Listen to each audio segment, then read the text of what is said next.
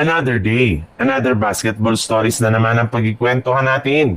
At ngayon nga ay ang pag-uusapan natin ang balitang pag-trade ng Los Angeles Lakers kay Rui Hachimura.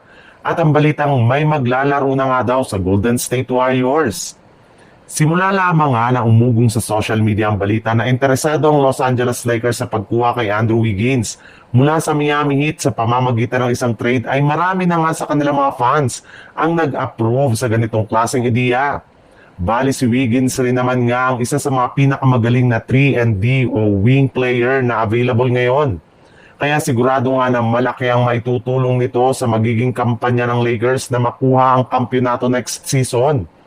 Ayon pa nga sa isang source, meron na rin nga daw pong nakahandang trade package ang Lakers na may pang-offer nila sa Miami Heat para makuha lamang si Andrew Wiggins. At eto nga ay pinabibilangan ni Rui Hachimura, Daton Kenny at isang first round.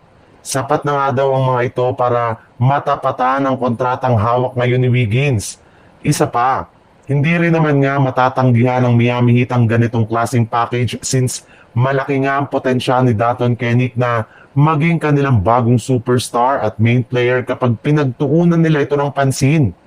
Wala na rin naman nga silang nakalaang plano pa kay Wiggins sa mga susunod na taon kaya posible talaga na kunin ng Miami Heat ang iaalok sa kanila ng Los Angeles Lakers either ngayong off-season o di kaya sa darating na trade deadline. Sa ibang balita naman, medyo disappointed na nga ang mga fans ng Golden State Warriors dahil sa kabilangan ng paglabas ng balita sa social media noong nakarang araw na pipirma na si Al Horford sa kanilang team ay hindi pa rin naman nga ito official na ginagawa ng kanilang front office. Pero ayon nga sa isang source, may lumabas ngayong araw na wala naman nga daw pong dapat ipangamba patungkol dito ang kanilang mga fans. In fact, as of now nga ay kasalukuyan na nga daw pong nasa lugar ng San Francisco si Al Horford, kung saan hinihintay na lang naman nga nito na bigyan siya ng official contract ni Mike Dunleavy sa mga susunod na araw. Sa madaling salita, maging si Al Horford nga ay malaki na ang tiwala sa front office ng Golden State Warriors na makakasali siya sa kanilang lineup sa mga susunod na araw. Alam naman nga po ninyo na medyo nahihirapan talaga ang Warriors na ayusin ang kanilang problema kay Jonathan Kuminga.